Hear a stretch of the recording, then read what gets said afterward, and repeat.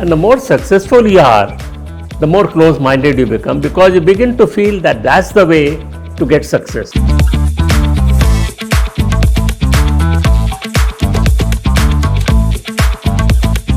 Well, I think human element will never go away.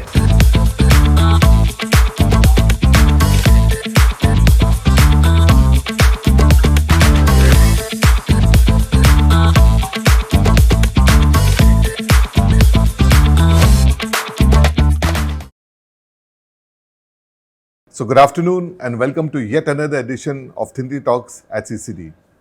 We are live from this lovely CCD location at Haji Ali, Mumbai, and in conversation with one of the icons, one of the giants of corporate India, Mr. Ravi Kant. Mr. Ravi Kant has more than 50 years of experience in various senior leadership roles in various organizations such as Hawkins, Titan, LML, Philips, but he is best known for his 15-year stint at Tata Motors as the CEO and Managing Director, and then later on as the Vice Chairman of the board. During his time at Tata Motors, he led the acquisition of Daewoo's truck division of South Korea, the prestigious Jaguar Land Rover, and he oversaw the incredible Tata Nano and Tata Aces project. Under his watch, Tata Motors' revenue grew from $1.5 billion to an incredible $39 billion. Apart from Tata Motors, Mr. Ravi Kant has been a director of several Tata Group companies in India and abroad, and he's been on the advisory board of Accenture India. Currently, he's on the board of Kone, a Finnish company, which is one of the top elevator companies in the world, and also on Hawkins Cookers. I'm sure that must have been a sweet homecoming for him. He has a lot of interest in education and healthcare, and has been on the board of advisors or the chairman of various IITs, IIMs, and various NGOs. So with that brief introduction, welcome to the talk, Mr. Ravi Kant. Indeed a pleasure and privilege to have you here. Thank you, Vivek. So Mr. Ravi Kant, we are here to really talk about leadership. We're here to talk about leadership styles and specifically about leading from the back. The question really is, leadership in itself does not exist in a vacuum. I mean, there's always a context to it. There's always the organization, the role that you're in, the time, all of that really matters, right? So could you please just maybe dwell on this a bit and really kind of walk us through and really help us understand that, why do you think that we need a new leadership style at this point in time? I think you have said it very rightly, that leadership has got two components. One is, it is critical for an organization or any set of group of people. Another is contextual. And context changes. If context changes, the leadership style must change. And we have been seeing this in our experience. We have read or heard about this all across the world.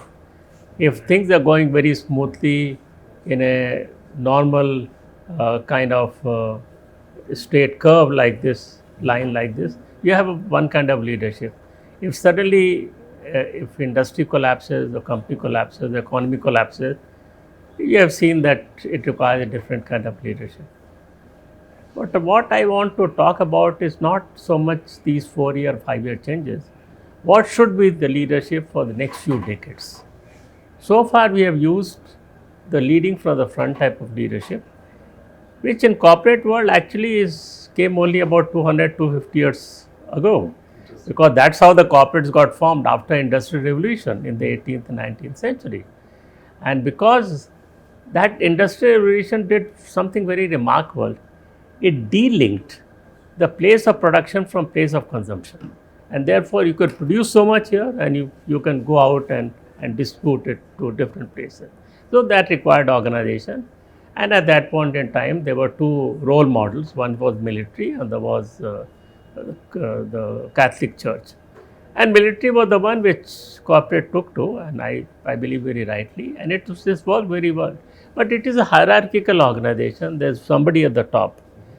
So what's happened over a period of time, a lot of ills have got into this kind of system. One is, of course, that men have become machines. And number two, it's single-minded focus on money, shareholder value or for personal money. Along with that, there are many other changes which have come. The changes which have come now, especially in last 2 decades, which have intensified. Number one is, there's too much of uncertainty, unpredictability. And it's very difficult to estimate as to what the market is likely to be 5 years from now. I mean, even 2 years from now. Earlier, you could predict with fair degree of accuracy. Today, you can't. So, whether it is natural disasters, it is man-made disasters, anything, because the supply chain is so interlinked that small something has an impact. It's like more or less like El Nino, El Nino. Something is happening somewhere else, and impact is being felt here, almost something like that. So it is. So for this, you need very anticipative kind of organization. You need very reactive, fast reactive organization. Second is there's increased complexity. Information itself is growing at a stupendous rate. You know, there's a professor from MIT, Professor Ray Kurzweil, and he's also Google senior advisor. So he mentioned a few years ago that rate of progress is doubling every decade, which means that a century of progress can be condensed in a month at today's rate of progress. That's huge. He's also written a new book called Singularity at the moment. So you need to have fast distributed leadership, because no one person can handle everything, the information which is coming, and that was before the chat GPT and all that. So that 1 month can be 1 week and tomorrow it can be 1 day. So it's impossible for one person to be kind of knowledgeable about all these things, and therefore you need to have distributed leadership. And third point is the person who typifies this leading from the front, most of the time he has been characterized as somebody who is very egoistic, very pompous, my way or highway kind of person, and he is a coterie of friends through or people through whom he works. This kind of leadership style, somehow in our times we managed to go along with it. But today's younger generation, especially the millennials, you talk to them, they said, no, we are not going to work under this kind of organization. So these for three reasons, I believe that leading from the front is kind of broken. It is inappropriate, unfit for today's situation. And therefore, we need to look at more distributed type of leadership, more humane type of leadership. And I think leading from the back, for want of better words, is, I would say, a good alternative. Right. Now, I think clearly, I think when you talk about the times of VUCA, you know, they say volatility, uncertainty, the chaos, the ambiguity that's out there. You know, you really need probably some kind of, like you said, the distributed leadership probably is the right way to look at it, you know.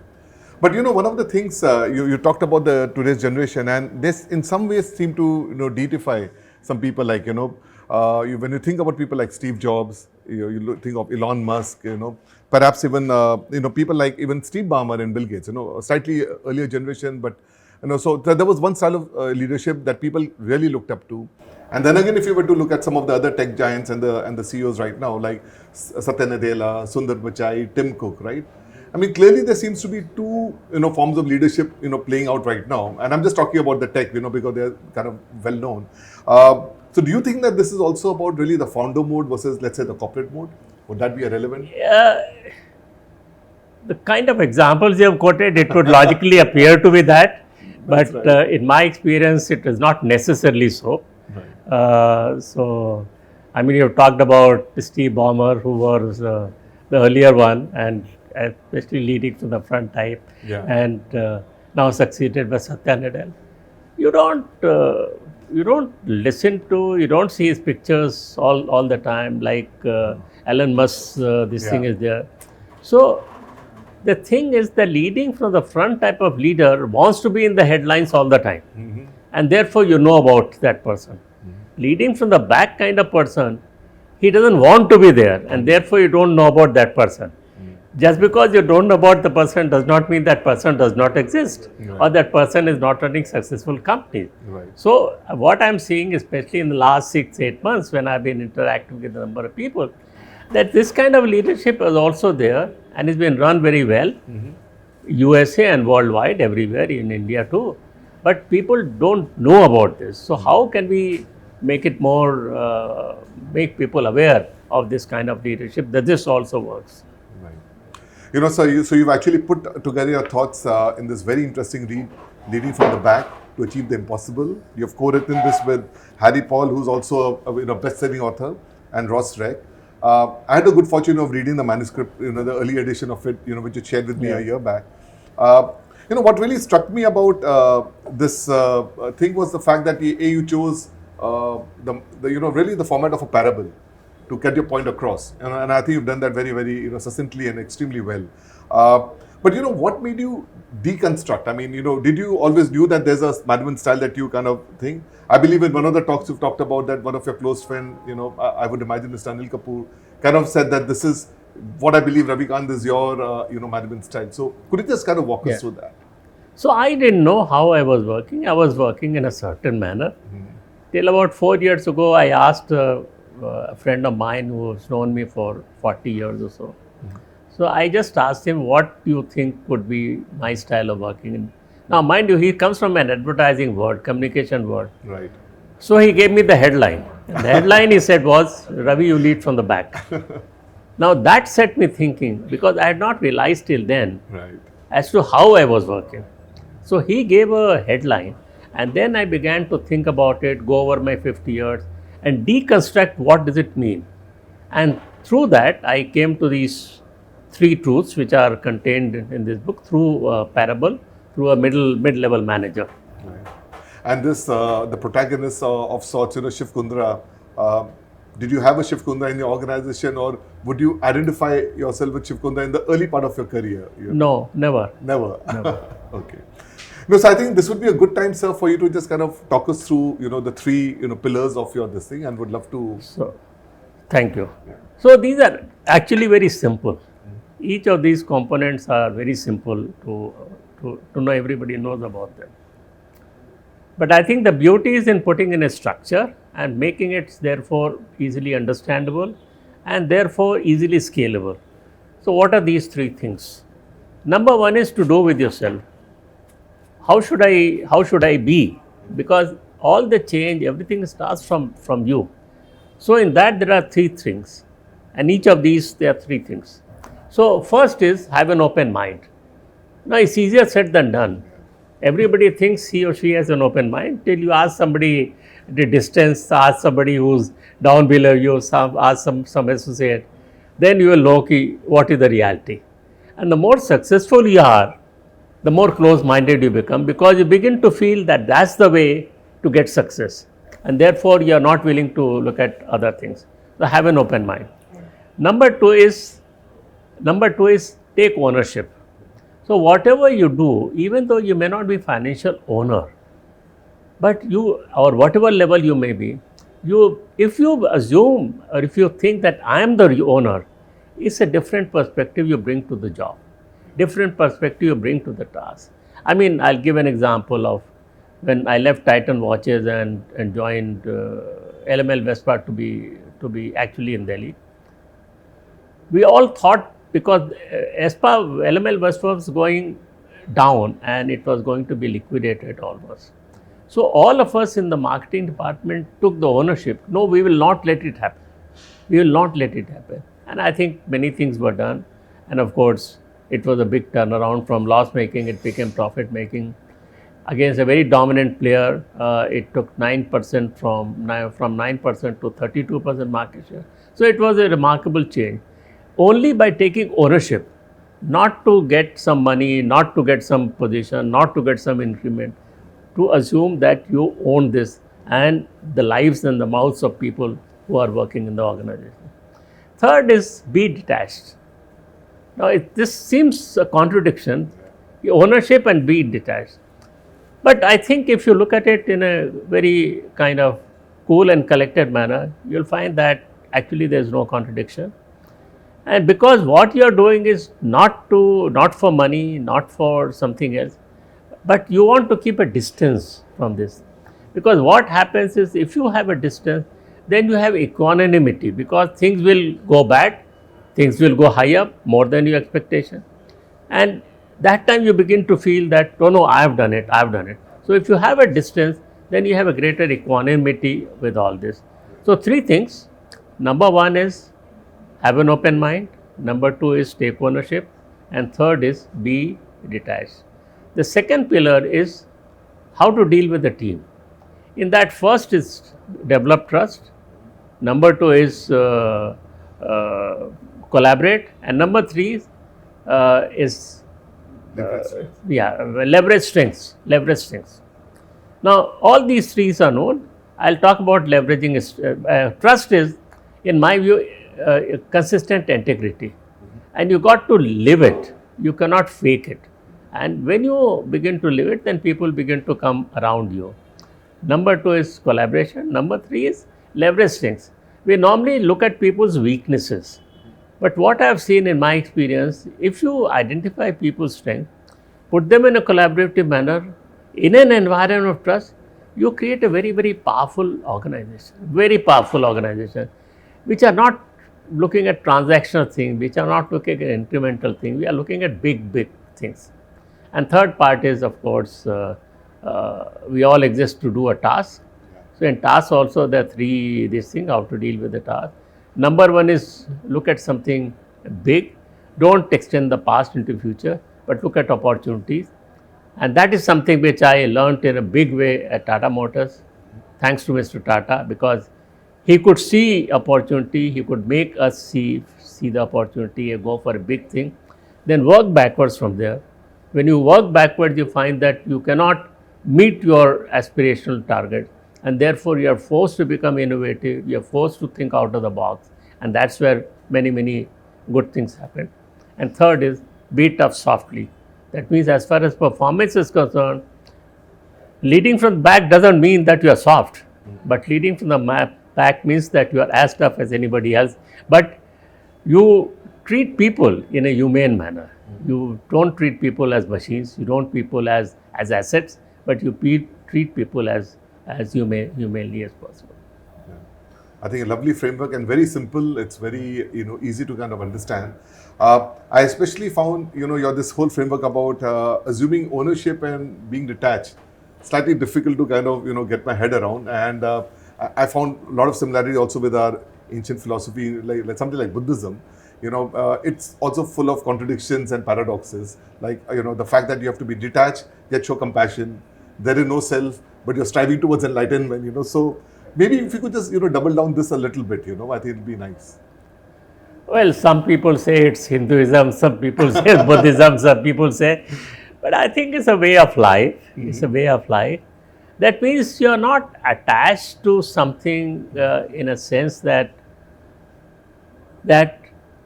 if something good happens, now you must understand, if something good happens, very good, which may be beyond your expectation, you begin to feel as if I have done it. Yeah. But you have only played a small part of it. Many other situations have come together. Maybe the economy has come together, industry has come together, company has, your people are there. So a combination of so many factors have brought you success. But if you begin to feel too attached, then you begin to feel, I have done it. Okay. So you have not done it. You have played a small part. You have played a part, but you have played a small part. It's a combination of so many. And the reverse is also true. When things bad happens, you cannot take it too personally. You need to say, okay, you have tried your best, you have done your best, but things have not happened. It was out of your this thing. So you have a more equanimity towards the results or to your ups and downs of life. Right. Lovely. I thought, sir, this could be a good time for us to maybe just shift gears a bit and really kind of look back, in the rearview mirror of the 50 years of, amazing experience we've had. Some of them have been obviously very, very visible, very well known, and would love to kind of, look at some parallels, about your management style and what you really did. If you were to think about it, I would imagine probably Nano perhaps has to be one of the most ambitious, gigantic project out there, right? I mean, it was really audacious at scale. In fact, I remember when, the Nano was launched, I remember walking to a Tata Motors showroom, and was surprised to be greeted by this bright yellow color, Nano out there, right?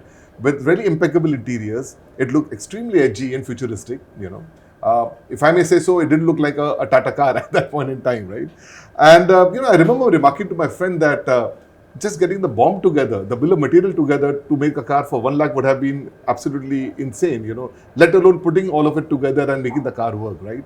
So could you just kind of tell us how you managed to pull this off And So I'll talk about two things which are truly remarkable as far as Nano is concerned. Nano came 7 years after Mr. Tata had talked about it, right, and kind of people began to feel that is going to cost rupees 1 lakh. But two things happened. Number one is the commodity prices in the meantime had gone up very, very substantially. And number two, the earlier idea of a car was a kind of a rural car or this something like that, ordinary car. But when it actually came out, as you're saying, is edgy, it was very roomy. Mr. Tata himself could Yeah. sit into it, and it met all the safety requirements and things like that. So on two fronts, cost had gone haywire, and therefore to make it possible was almost an impossible task. But we said, no, Mr. Tata has promised, so let us at least try. So it was a white sheet of paper exercise. We put the price at 1 lakh, then work backwards. The bill of material should be, say, 75%. So it should be 75,000. Then you start putting the components.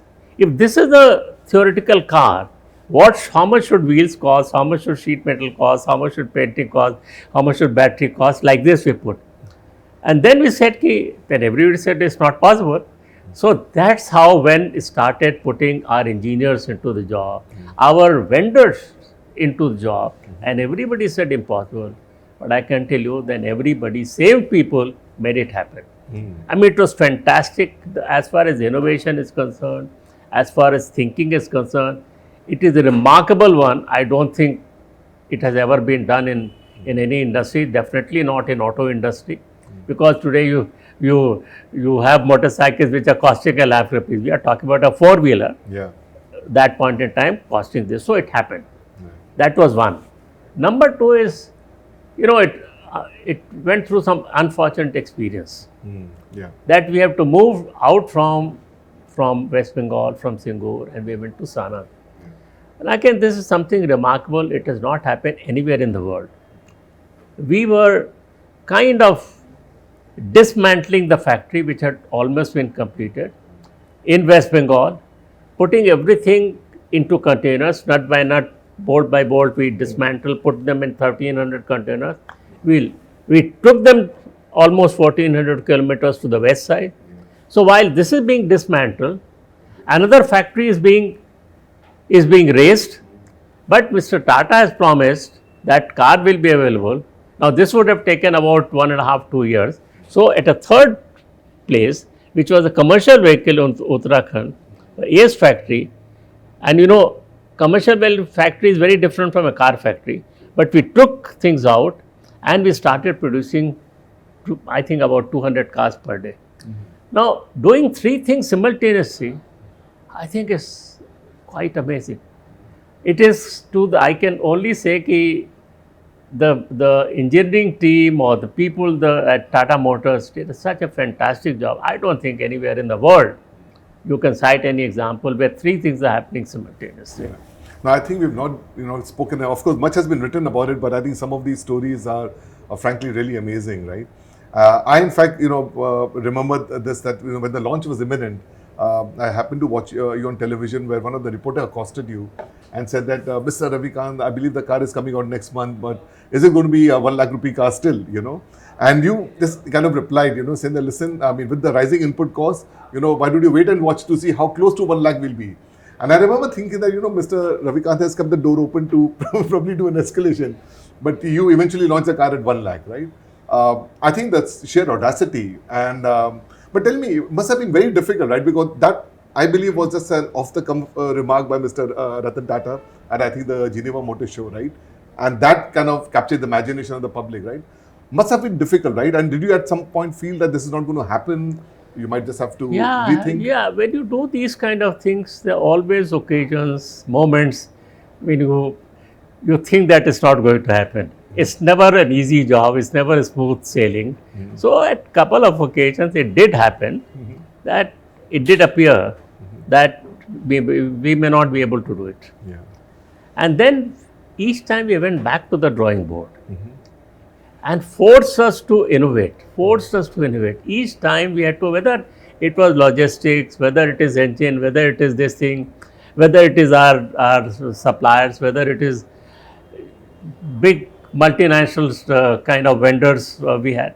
Each time we went back, and we kept the costs in such a control that when the thing, I never used to bother about purchases, but in this particular case, every purchase order used to come to me for my signature. Wow.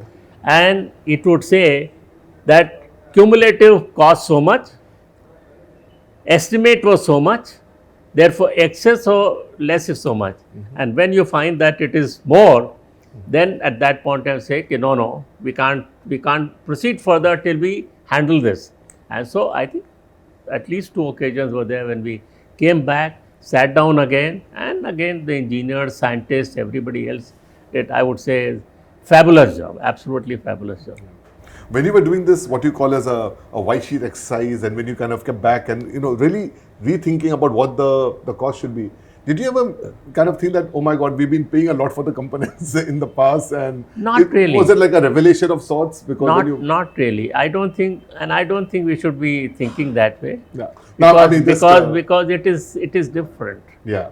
It was very, very different kind of thing. I mean, for example, I remember I had gone to Japan and we talked to normally. So I did a deal with that Japanese supplier that you will sell me the first 1 lakh at much lower price and later on you can charge. So there are many other innovations were not just in product, but in, as I said, in logistics, in purchasing, in commercial terms. So it's a combination of many things that brought the prices, brought the cost down. And you've actually mentioned in some of your talks that how at that time, you really kind of threw some of the best engineers, very young people at the job, and you were just amazed by the way they kind of came back with it. I mean, that was really an example of leading from the back, because you said that you needed new level of thinking, people without the baggage. Maybe you could articulate on that a bit. Well, we put together, it was kind of floundering, if I may say so. Yeah. And therefore, when I took over as the managing director, I knew that Mr. Tata was very keen on it. So the passenger car division also came under me. And then so we put together a team, and Mr. Tata was very happy about it, because the team was fresh and a lot of young people were there.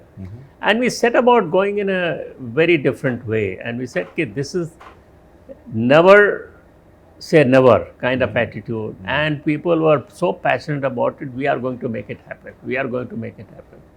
And I think that passion and that commitment and that led to things which, that's why I'm calling it leading from the back to achieve the impossible. Correct. Not leading from the back to carry on. Yeah. Leading from the back to achieve the impossible. Right. So these are impossible things. Nano was one impossible thing. Jaguar Land Rover was another. Well, no, that was also an impossible thing. But we made it happen. Yeah. Maybe you mentioned Jaguar Land Rover, and I think it might be a good time for you to just kind of tell us and maybe just set the context. I remember your tandoori chicken story about JLR, so I think it would be great to hear that. And also if you could maybe touch upon the fact that what changed in Tata Group at that point in time, that suddenly there was this company going global, so ambitious, what was really the context at that time? Mr. Tata had kind of set a vision that we need to grow and we need to grow big. And Mr. Tata was a big thinker. And Mr. Tata could also think, bold thinker, and he could take bold risks. That is something which I think the company, a group did not have till that point in time. And he encouraged people to do that. And he knew that many things that you do may not succeed or may not achieve that kind of success. But he was quite tolerant of that. He gave people freedom. He respected people, and which encouraged people to think and do like this. So when we said, okay, our first foray in international business was Daewoo, as you know, in 2004. And that was a difficult one. But we set the template there. We said, we are not going to do it the way Western companies do. We are going to do the way we want to do. And that was what? We said we want to be seen as a South Korean company in South Korea. not as an Indian company, South Korea. That was a huge mindset change. And it was very successful. We followed the same template also in the UK with Jaguar Land Rover. Yeah. As you are rightly saying, there were a lot of naysayers. In fact, almost everybody was naysayer within India and outside India. And in fact, the president of the dealer association in the US is said to have remarked that who's this tandoori chicken company which is going to take over this prestigious brand. But finally, it did happen. And after taking over, we went across to the US. We met with a number of dealers, including him, and he turned out to be our best support and best friend later on when he understood who we were. So what I have seen in life that people come to conclusions without knowing facts, Right. and if you go into the facts and begin to understand, then the picture may be quite different. So I think that is what was in this case also. There's a question here from Ayesha, on the group. She's saying, sir, you've witnessed the rise of Indian businesses on the global stage, including, the acquisition that you've done. She's saying, do you think there's a distinctive quality in Indian leadership or business culture that gives it an edge internationally? Or do we still have some blind spot that we need to address? I think the M&A outward has happened over the last 2-3 decades. Yeah. I think while we were doing it, we were very conscious of the fact that it is perhaps the first time that India was wanting to go overseas and wanting to settle. So we were very conscious of the fact that it's not just Tatas are going or Tata Motors is going, that we are representing India. And that was very, very kind of weighing heavy on us. And therefore, we must set an example of how things are being done. And in fact, I'm glad to say that after we did the Daewoo acquisition in South Korea, there's another auto manufacturer from India who also went and did another acquisition. And I must say the head of the group at Social Do remarked to me that, Ravi, you have done a fantastic job. I said, why? They said, you have made our life easier because what you have done is really being liked in the country, and therefore our entries become smoother. So that's what we were intended to do. Same in the UK. People thought we are going to go there to suck the technology out and do it. And later on, when people began to feel, no, we are actually contributing to the society, contributing to the economy of that country, I think the whole thing has undergone huge change as far as mindset and perception is concerned towards startups. Right. And I think, would it be fair to say that I think our whole ability to kind of mix with the culture, to embrace the culture, and that's what we've seen the entrepreneurs do. And now I think when you see the companies which are doing M&A doing the same way, being very, very respectful, I think that really is a great, what should I say, template for the Indian business. Yeah, I think it is an alternative. Right.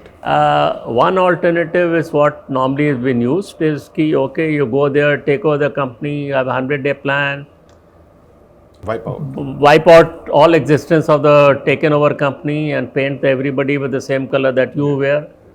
Our thing was no. I think we must treat them with respect. We treat them, they have done something, and allow them to kind of chart their future, assist them. So you become a facilitator rather than kind of acquirer. So that's the thing which happened. In fact, 3 days ago on this unfortunate sad demise of Mr. Tata, somebody senior in Jaguar Land Rover wrote to me and say, you saved us. And we were the kind of thing that you encouraged us to, it was amazing. I mean, these are the words he is putting down today. We took over the company in 2008. It's 16 years later. Yeah. I left the company 12 years ago. And that's the sentiment that he's bringing to me. So I think there is something which fundamentally, something was done, which has affected people even today. I mean, it's not just about top line and bottom line. I mean, if you have the human touch, the compassion, absolutely, that can actually survive. It's not a... Yeah. The other thing that you kind of have talked about in the past is, you joined a startup, you said, somewhere in your career, which was really Titan, right? At that time, it was being led by Mr. Desai. It was still floundering, trying to figure out, maybe if you could just kind of, help us understand how you applied some of these principles and really carved the way out for Titan. I think you also raised the question a little while earlier, and also many people have asked me that when you start a company, maybe leading from the front is A founder thing. and followed by leading. So my answer to this is very difficult. Once you have become used to a certain style, certain mindset, to change it is difficult thing in life. So I want to give example of Titan watches. Titan watches was also a startup at one point in time, and it was being led from the back by Xerxes. Yeah. And it did a fantastic job. And after that, his successors have followed that. They have also led from the back, whether it's Bhaskar or Venkat after that. I mean the current one. So it has become such a strong organization. People know about Titan, but people don't know about who runs Titan. I mean, that is the difference. So people know about the products of Titan. People know what is the kind of the value of Titan company, but people don't know about who's running. That is what is leading from the back is all about. You don't. People who are leading, they don't want to be up in the front, but it is the company, it is the products, it is this thing that should speak for themselves. So that is a big difference, I would say, and therefore I think this is something which a lesson people can learn from it, that it is possible to do it. So that's it. I would imagine that one of the challenges that startups have, they say that, like in a founder mode, is that, the person has to sell the idea to an investor, sell the idea to the early team members, sell the idea to the first few customers, right? And I think perhaps that's probably the reason why, the whole leading from the front seems to be there. But I guess, from what I hear from you, that, it doesn't have to be literal. It can, still be in that sense, right? Would that be correct? I think so, because what happens in trying to go that, you overpromise. Right. And then you overpromise and under-deliver. So that point in time, you may think that you have got it, but later on you find that there are challenges. So I think we need to be measured. You need yeah. to be more. Yeah. Yeah. Again, if you were to just go back, I mean, it's one thing like to kind of throw a bunch of young engineers, and allow them, lead from the back, allow them to kind of solve the problem for, let's say, Tata Ace and Nano project and all. But what happens when you look at strategic ideas, like, for example, the acquisition of Daewoo or the acquisition of JLR? How do you see that playing out? I mean, so everything is strategic. I mean, yeah, getting into Ace was strategic. True that. Getting into car business was strategic. Getting into Nano was strategic. Getting into overseas acquisitions like Daewoo was strategic, or Jaguar Land Rover, or creating presence outside, whether it's Thailand or Spain or South Africa. This was all everything was strategic in a sense, because it's still a very nascent stage of development, and therefore what you are doing to become something, it has to be strategic, and therefore you have to follow through all the things, and therefore you have to ensure that things remain strong for a much longer period of time. Because if you think tactical thing, then it is good for 2-3 years and then it collapses. So I think what Tatas have done very, very well is that they have done things in such a way that it is there for a longer period of time. It can sustain itself for a longer period of time. Right. There's a question here from Anand Sharma, and he says, like, help us understand that what does the role feedback play in leadership approach, both giving and receiving. And I think even in your book, the protagonist Shiv Kundra seemed very open to the idea. So if you could kind of link the two. And he wasn't open to the idea initially. Yeah, but when he started failing, then that's when he realized. Then he realized that right. He has to. So I've talked about have an open mind, and I think it's an important thing. And I'll cite many examples. Say when Nano was being created, and Mr. Tata was playing a very key role, and we used to have meetings, and because the kind of environment we have created, even the junior most engineer felt comfortable to speak his or her mind in front of Mr. Tata. And Mr. Tata would listen intently to that kind of recommendation or that point of view. Not because it was coming from junior engineer or it's coming from CEO. He would never make that distinction. That kind of environment when you create, then you are encouraging people to speak their minds. And people are, most of the time, people are genuine, people are honest, people want to contribute, people want to have a sense of pride. And therefore, it can encourage. And that's where great ideas come. And because of the changes which have now got, especially in digital world, in fact, the older people with experience have a disadvantage because they don't know how to work out things. Right. And therefore, I think time has come when we must give greater importance to younger people, their points of views, their this thing, and not go on experience, because a 20-year experience may be actually useless at today's time. So you need to have a lot of fresh thinking because things are changing so fast. That's right. You know, again, if you were to just kind of look in the book, and you've touched upon, like I said, the three pillars, and within that, the three, facets within that, would you say that the value system, we're really talking about, let's say, things like integrity, culture, humility, are these basically a table stake as far as you are concerned to be? Trust is the backbone of leading from the back. If you don't have trust, you can't lead from the back because there will be chaos. So you have to create an environment of trust. And I said, trust in my view means consistent integrity. And people ask, should people trust me? No, you have to start by trusting people. And mind you, I have worked in 7 companies, each in a different industry, of which I had no knowledge of. By stroke of luck or whatever it is, I got selected. Now what do? I have no knowledge. Everybody in the organization knows more than me. Knows more than me as far as technical things are concerned, other things are concerned. How do I work? So you start by trusting everybody. But don't expect that people will reciprocate that trust to you immediately. It will take time. It will take time. Some people will start trusting you.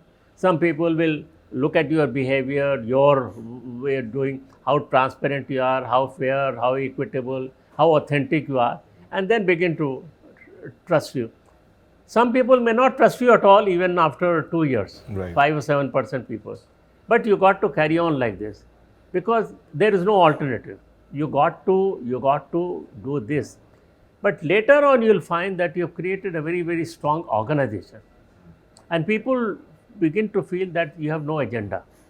And you want to do things for the good of the organization. Once people begin to feel, then you can do things. And then, of course, I said, then sky is the limit. That's all I can say. Right. Again, when you talk about it, and I think at many times you've talked about, of course, the mentors that have, or the leaders who have really influenced you. You've talked about Mr. Ratan Tata. I think you've also spoken very fondly of Brahma Vasudev, the chairman of, of Hawkins Cookers, could you just kind of talk us through, was it some of these people who were really, this, or was it an innate, thing in you which kind of got, visible to us? So let me answer it this way, that yes, when you are born, you have some things in you, and then through your experience, your parents, your teachers, your other people come in influence with your bosses and colleagues and all that, you observe things. And when you observe things, then you rationalize, then you kind of put them inside you. And over a time, you keep correcting, and then begin to come to a certain thing. So nobody is born with anything. And then influence plays a very important part. As I mentioned, Brahm was very, very fantastic. I've learned 80% of my marketing from him. And so I'm grateful to him. And he was absolutely integrity-wise, he was to the core. And from Mr. Tata, I learned how to think in a big and bold manner, which I could never have even imagined, let alone have the confidence to things like that. But Mr. Tata encouraged you to do that. Mr. Tata then trusted you to do that, and Mr. Tata then backed you to make it happen, even if it went wrong. I mean, that's the big quality. Actually, that would have been my next question because I've had the good fortune of interacting with you at various times over the last decade or so, and whenever I've actually walked away from a meeting with you, it's really been about the whole thing about you got to think big. You've always pushed me to be audacious, take those bets. And it's amazing that how you would see that you've kind of really gambled in many ways, right? If you think of it, your whole experience with, let's say, Titan, the quartz experience with the LML and so on and so forth, right? So it's amazing how that's been. And I think it always made me think that, were you always like this, or has that been inculcated? Because I think the early generation always struggled with scarcity, with struggles at that point in time, right? And I think the follow-on question really would be, what's the thin line between being, which was thinking big, and being foolhardy? Yeah, I think this is a very important question you have raised. What thinking big and foolhardy? I think that's where judgment comes. That's where gut feeling comes. I mean, let's take, for example, example of Philips. So when I entered Philips, there was, that time television used to be these boxes. So they had launched something and it was languishing at 500 a month. And then I got some focus groups done. And I always attend focus groups myself to understand what the reaction, what is the intensity of the reaction and all that. So from that I learned that actually Philips brand and this model was very high up in customers' think if I did a blind test. Yeah. And therefore we could go for. Now I could see the opportunity, how many TV sets were being sold. And for some reason, I had already decided I'm going to leave the company. But I set a target from 500 to 5,000 in 10 months' time. So everybody thought I've gone mad. I had no experience of consumer electronics also. Right. But it was based on that feeling of that, okay, this is customer and customer wants this. And what is the intensity of that feeling? And therefore we said, of course, we did number of things, the usual things of marketing and all that. We ended up doing 5,000 in 10 months. It didn't stop there. It went on to 7,500. So you can say, what was it based on? 500 to 5,000 in 10 months. It was based on what the opportunities were, what the universe was. It was based on that. And I could feel that 500 to 5,000 looks very big. But 5,000 in the universe looks very small. Right. I think that's the way to look at things. Yeah, you've always focused on the size of the opportunity, and that's really been the game. Right? There are a lot of questions here saying that we've spent you've jumped jobs. I mean, that itself has been and jumping from one industry to another. And people have said, what have you really done to kind of keep yourself stress-free or dealing with all the challenge that actually happen out here, right? I mean, what has been your philosophy of life to kind of de-stress? It's mentioned in the book. It's called Be Detached. So that removes all the stress. I mean, although you are thinking, you're working maybe 24/7, there's no work-life balance kind of thing which we talked about today. But it never stressed me. I always kept my cool. I always had this thing. Because I felt I'm reporting to my conscience. As long as I am doing what I think is good, I am working hard, I am doing things, I am getting to people, I am doing my job. That gave me the inner strength to make sure that I should carry on. So you always have disappointments. So those disappointments should be momentary disappointments, and then you should carry on. And you need to buck up people to carry on too. So I think so keeping yourself detached is important point as far as that is concerned, to keep yourself somewhat de-stressed. And if I may ask respectfully, I think Nano was such a success in every other way, right? And I think all the way, in fact, if we were to even look at it, I think the number of visitors, the number of trials, the booking, right? But somehow it just didn't translate into that, right? I mean, it must have been difficult, but how did you really bounce back from that? Well, it was difficult thing to accept, but it was there, it was reality. So I think we have to accept that and carry on. As I said, again, be detached. So you will see failures when you have done everything and At some right point you're still. inside. Yeah. And sometimes you have success which is much beyond your imagination. Right. So all these things happen; they're part of life, and I think you need to learn to live with both these kind of situations. I know you don't like really commenting on, let's say, the company specifically in that sense, but I'm sure you must be looking back at Tata Motors, as a proud father. I mean, today, the way the passenger vehicle has really grown, I mean, you have some real star products out there with Nexon in the EV side, with, let's say, the Harriers and the Safari, right? I mean, it really must be very fulfilling when you reflect back on your journey out there. I wouldn't. I mean, You wouldn't characterize it that way. no. What I'm saying is, I'm following this principle of being detached. So I have detached myself from Tata Motors. Lovely. So there are many things happening in Tata Motors which are good. There are many things happening which may not be so good to my expectation, but so I'm not getting influenced by that. I'm not saying, oh, I did this thing and therefore something is happening. No, it's a different phase, different leadership, and what they are doing in their own wisdom, they must be doing things correctly. So I don't go into the details. I don't go into. I also read the headlines or this thing in newspapers and other magazines like anybody else, and I try not to get influenced by what is really happening, because it's a past, and I don't want to cling to the past, but move forward, because I've got other interests and other desires now, which I have to take care of rather than be stuck to the past. So maybe one of the few closing questions. This is from Jeel, and she's saying that the business world is increasingly driven by technology and data. You talked about that. In your leadership style, how do you see the human element staying relevant, especially as AI and automation continue to shape industries? Well, I think human element will never go away. Whatever you may say, whatever technology may come, whatever this thing, at the end of the day, it is the human element which is going to keep things together. And in increasingly strife-torn world, increasingly unequal world, increasingly uncertain world, it is the human element which will bind the thing together and let it not kind of fall apart. So I think human element, in my view, is becoming even more important. I mean, let's take, for example, trust.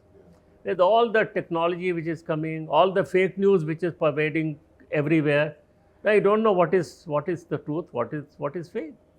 So in my view, the truth or the trust is the most valuable commodity in the world today, more than anything else. Trust is the most valuable commodity today because it's difficult to find trust. And therefore, once you create trust, then I think you have people who will be attracted to you, who will do things. I mean, look at, for example, let's look at Mr. Tata was known, but the kind of outpouring of grief that has been there after his it's like personal loss. Why? People may not have known him, but people thought they knew him. I mean, that is the connect that I'm talking about. It's a different thing. I think so. As crazy and uncertain the world becomes, I think the human element becomes more and more strong. And I think so. And you, as a leader, need to really help people. I think so. I strongly believe in that. And so there's a comment here from Yusuf. He's saying many leaders talk today about legacy. And what do you hope will be your lasting influence, not just on the companies you led, but on the people you work with and mentored? Look, I don't think in terms of legacies and all. Again, that's a very mindset issue. I'm leaving a legacy, this thing, that thing. You have done something, opportunity was there, world was there, carry on.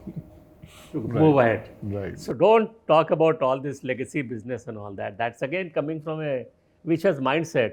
Oh, I'm a great guy, I'm an exception, I'm leaving footprints in sands of time. I don't believe in all this. You carry on. You have done your job, carry on. Right. But sir, I'm sure you have touched the lives of so many people, and I'm sure so many people look up to you. Once again, thanks so much for coming in here today. I think my key takeaway here is about this whole thing about being fully engaged and then being detached. And I think if we can actually just conquer that simple thing, I think, one can really succeed in life, right? So thank you so much for coming. It was really a pleasure having you over. Thank you for inviting me, Vivek. Thank you. It was a pleasure talking to you. Thank you, sir, so much. Pleasure. Yeah.